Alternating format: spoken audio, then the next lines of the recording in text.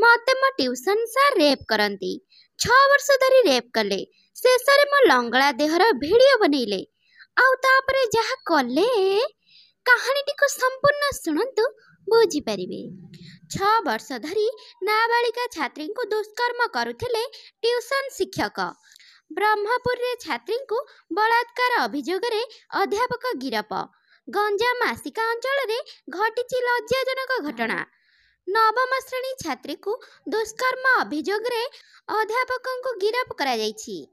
गिरफ अभियुक्त हेले सोरडा कॉलेज रो अर्थनीति विभाग रो अध्यापक। अश्लील फोटो भाइराल धमक देई अध्यापक जनक छात्री को 6 वर्ष धरी दुष्कर्म करि आसुथिले अभियोग करा जायछि। छात्री जनक शिक्षक घर को 2014 रे ट्यूशन हेबाकु जाउथिले। नवम रे ट्यूशन पढ़िबाकु जाउथिबा बेले दुष्कर्मर शिकार हेउथिले छात्री। सेबेठारु बहुत थर दुष्कर्म सह अश्लील फोटो वीडियो उत्तोलन करिथिले अध्यापक। फोटो भाइराल धमक देई वर्ष वर्ष धरी दुष्कर्म करि आसुथिबा अभियोग होइछि। तेबे छात्री जनक राजी न हेबारु से सबु को भाइराल करिथिले अध्यापक। एने आसिका थाना रे अभियोग परे अध्यापक को पुलिस गिरफ करने सह कोर्ट चालाण करिछि। स्वतंत्र पोक्सो कोर्ट रे पीड़िता नाबालिका 164 बयान रेकर्ड करा जायछि। पीड़िता नाबालिका और अभियुक्त अध्यापक डाक्तरी परीक्षा करा जायछि।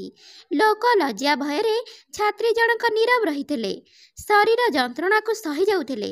एहारी भितरे छात्री जनक युक्त 2 पास करि सारलेनी, किंतु से ट्यूशन सार जालर मुकुली पारि नाहांती। अश्लील फोटो और वीडियो भाइराल करिबार धमक देई छात्री को दुष्कर्म करुछंती। एपरिक छात्री को युक्त 2 सर्टिफिकेट टंका और सुना रूपा गहना नहीं जाइथिबा अभियोग होइछि। एबे बा हेबा पई जिद धरछंती सार।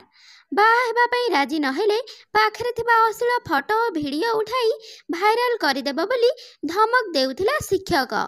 आपण माने जदि कहानी को संपूर्ण सुनी नहीं छंती ताहले चैनल को सब्सक्राइब करने को बिल्कुल भी भूलंतु नहीं। आपण माने घटना को सुनिथिबारु अशेष अशेष धन्यवाद। आपण माने को अनुरोध चैनल को सब्सक्राइब करिकी बेल आइकन को ऑन करने को भूलंतु नहीं। गोटे लाइक करने को भी भूलंतु नहीं। धन्यवाद।